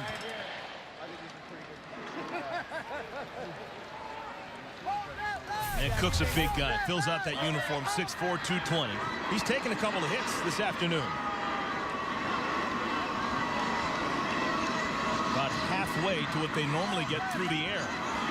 Cook, play action, out of the backfield. This is Holmes, makes the first man miss. Holmes inside the 5. Now maybe they found something with Gerald Holmes. A little bit of a spark.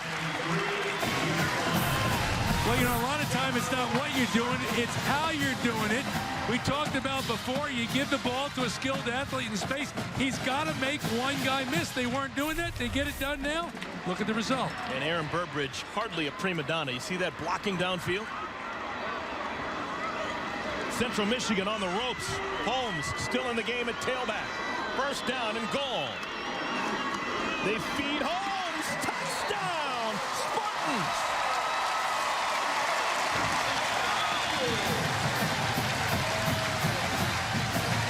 Maybe the first time this afternoon we've seen the Spartans look like the #2 ranked team in the country. Yeah, it looks like a whole different team out there right there. And just like you were blaming Bulla before, I'm sure you're going to give Holmes all the credit now.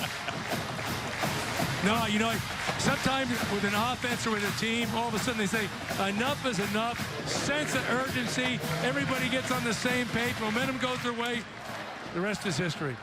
Geiger's never missed an extra point.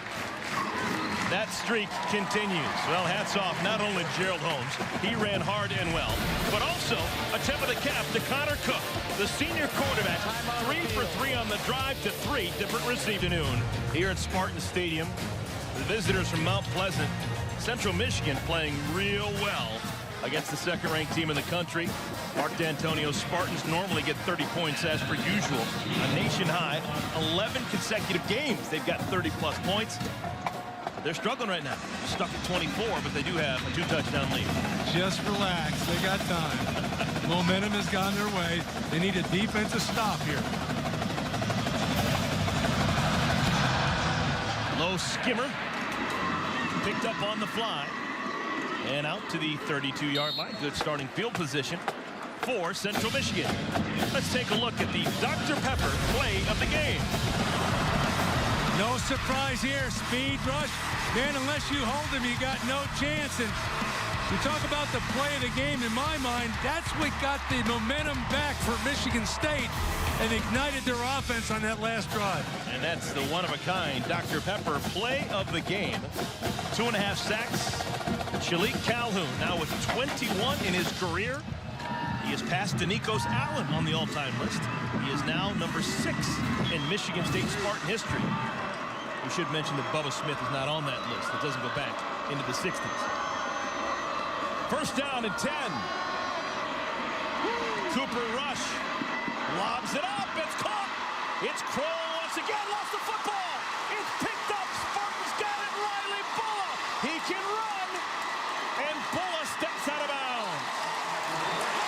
There is a flag down on the field, but what a change in fortunes. A big play for Central Michigan, and then the turnover.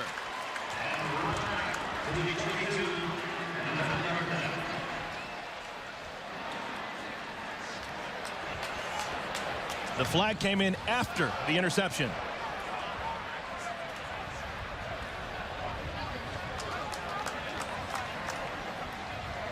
The receiver left the field, was pushed out of bounds, returned legally.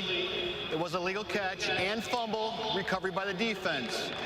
On the return, personal foul, illegal low block, return team number 98. 15-yard penalty, first down, Michigan State.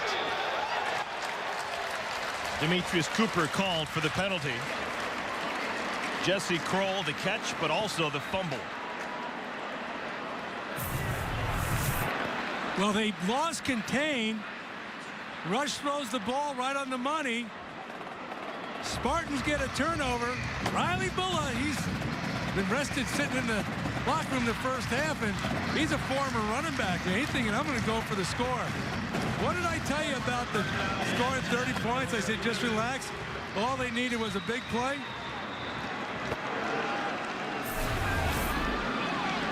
So the penalty moves the ball back to the 42-yard line. Madre London back into the game, and London charges over midfield and finally is spun down, but not after a gain of 11. Now you mentioned Riley Bulla used to be a running back here. There actually was a time when Riley Bulla was on the same team as Jeremy Langford, now an NFL running back with the Chicago Bears, and Bulla started the game at tailback in front of Langford. You know what that tells me? Bulla's a really good athlete then playing linebacker. He went from tailback to fullback to the other side of the ball. I don't think he's going anywhere else. But he's got another brother on the team. How many Bullas are there anyway? Goodness. And you're trying to sick him on me. First down and 10. London takes his time. Spotted the hole and explodes through it for a pickup of 3. Let's go to Mike Hall for a T-Mobile studio update. Eric, it is close late. Bowling Green and Purdue, however, BG just went up on top. That's Ronnie Moore from Matt Johnson. 8.5 to play. Purdue's got some work to do.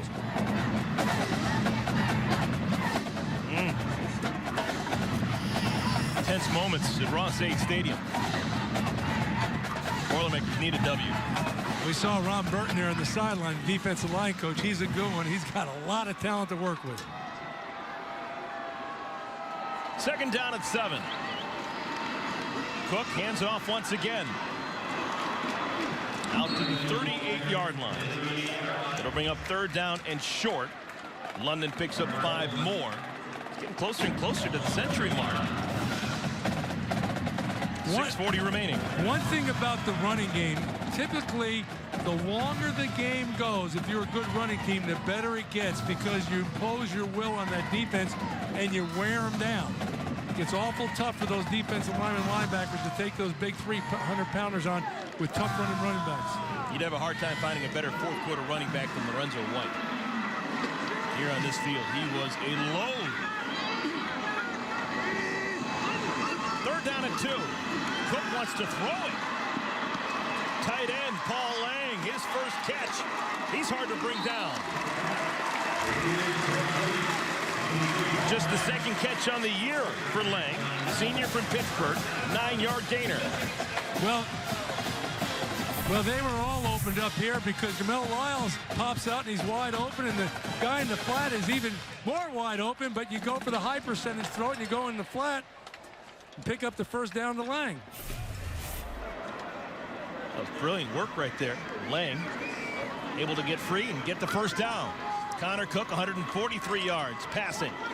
With the pass in the end zone to Josiah Price in the second quarter. He's 4 for his last 4. Back to the ground in Madre London. Well, Eric, that's about as old school as you can get right there. 22 personnel, 2 backs, 2 tight ends, off tackle power. Not many teams are running that anymore. Minnesota runs that. These guys run it, and there's a team down the road in Ann Arbor that's running it now too. It's a great play. One of the greatest plays in football. I'm glad to see more people running it. Yeah, maybe time running out on Central Michigan underneath the 5-minute mark.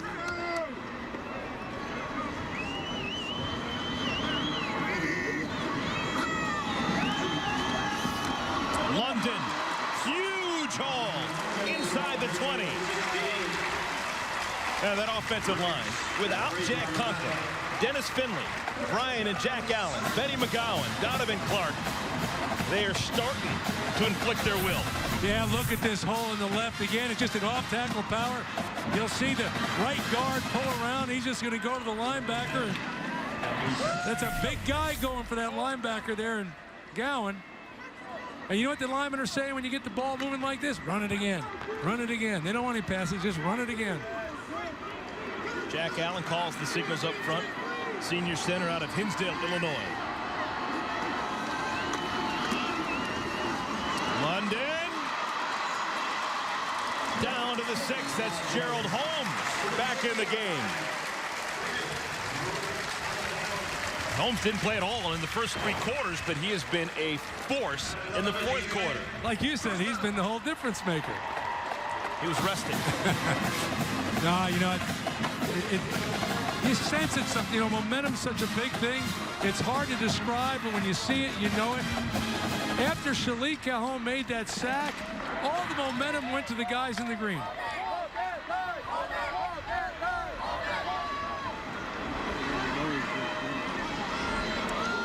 First down and goal. Let's see if they keep it on the ground. Holmes. Holmes! Touchdown! Again!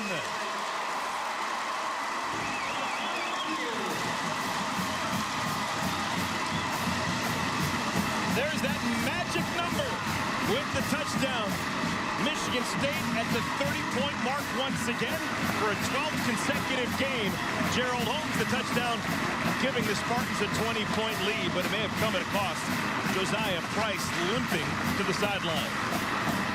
Yeah, he looks injured there. Ankle, or hate to speculate. Hope he's okay.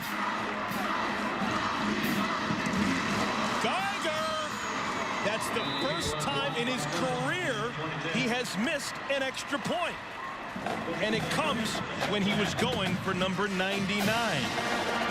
So his record goes by the wayside. The block extra point, first time that's ever happened to Michael Geiger. But the points still count. Give him 6. The lead is 30-10 Michigan State. One remaining. Josiah Price having to hobble off the field after that touchdown run by Gerald Holmes. Take a look in a moment what happened to him. This game was tight through 3 quarters, but everything has changed here in the final stanza. Little pooch kick. And it'll be Central Michigan ball at the 37-yard line. Eric, let's watch the right ankle of Isaiah Price right here. What happens here as the play develops, you can see what will happen right here. Look at that. They roll it, he gets twisted. It looks like a twisted ankle to me, and obviously he's in pain. Rick, did you notice anything down on the sideline? Josiah Price didn't quite make it to the trainer's table, sat down on the bench, normally reserved for offensive linemen. They took off his right shoe, were working on that ankle. He was in a ton of pain, but I saw the athletic trainer talk to Price. His parents said he just got his ankle rolled up on. We think he'll be okay. He will, however, not return to the game this afternoon. Thank you, Rick. Cooper Rush sets up a middle screen. That is Hayes. Take a look at our Duluth Trading hardest working player, number 89. Shalik Calhoun came back for a senior year for games like this. The pride of Middletown, New Jersey. Ever heard of it? Been there, done that many times. 6 tackles, 2.5 sacks. I think it should have been 3. Pass broken up. Rush throws off the back foot, timing play, and it was blown up. Shalik Calhoun was in his face. That's another thing that's never been questioned about Shalik Calhoun. He's got elite speed, but he's also got an elite motor. Yeah. He gets after you and continues for 4 quarters. Yeah, I mean, he started off in the kicking game, blocking kicks, getting after the quarterbacks. Remember, he was my impact player of the game on defense for Michigan State. And I said his goal was to make Cooper Rush's day miserable. I think he succeeded.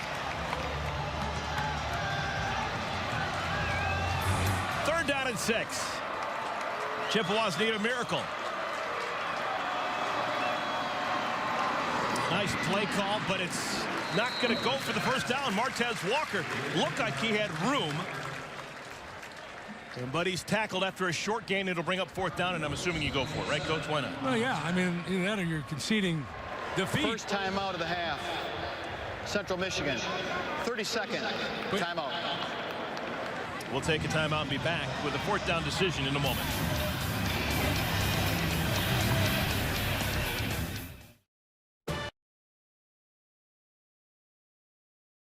I was impressed with Cooper Rush coming in this game, looking at his statistics. Seeing him in person, I'm even more impressed. That young man is a good quarterback. Oh, yes. Yeah, Michigan State coaching staff looking at tape said this guy is a Big Ten caliber quarterback, and he has proved that this afternoon. He hasn't looked rattled. He's made every throw. False start. Offense, number 75. 5-yard penalty. First down.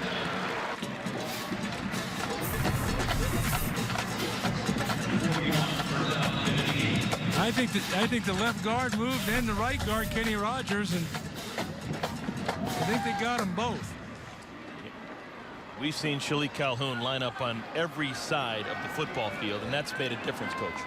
Well, he's what they call the open field or the field end. Pass is dropped incomplete. 2nd down and 15. They do that. They flop their ends because Shalik is such an athlete. They want him in the field. I think he's a better athlete to play the zone read, playing the quarterback, and better contain the quarterback to the open field. And if they get a too tight offense, he's still on the outside the edge, where the boundary defensive end would be playing inside the tight end. Does that make sense to you? It does. Perfect sense. Surprisingly. The other end today, Demetrius Cooper getting a bunch of playing time with Lawrence Thomas moved to one of the tackles. This game has been played without Joel Heath, normally a starter at defensive tackle for Michigan There's State. no foul for intentional grounding. Number 11 was in the area. Michigan State doesn't think the injury to Joel Heath is that big of a deal, but they wanted to sit him out for 1 week. Precautionary. And they got enough depth there. They got ample replacements going in there. But that's at least the 5th time that Central Michigan has tried that screenplay, and it's not worked even one time. You got to credit Michigan State. They were well schooled on that play from the get-go.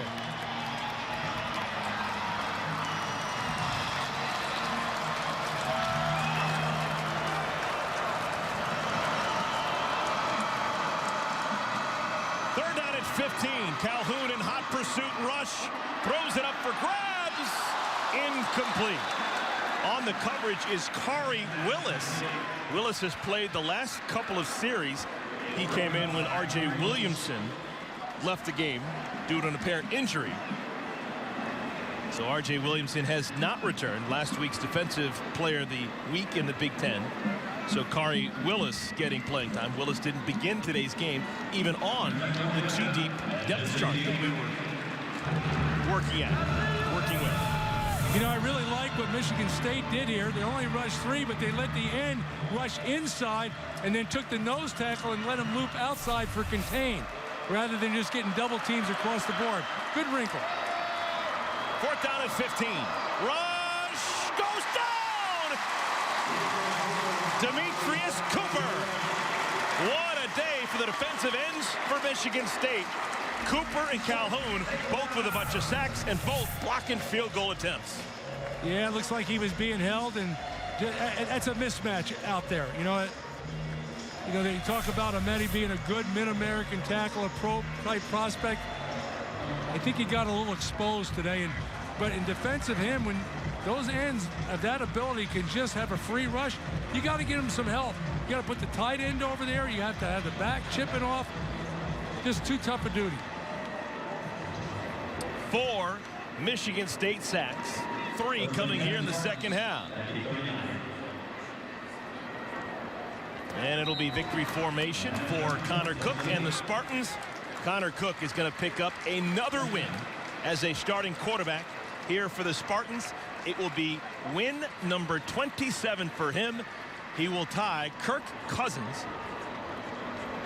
And that's going to be significant because whenever you talk about Kirk Cousins and winning, generally you're at the top of the heap. Yeah, Kirk Cousins and Connor Cook now sharing the Michigan State all-time record for victories as starting quarterback. Congratulations.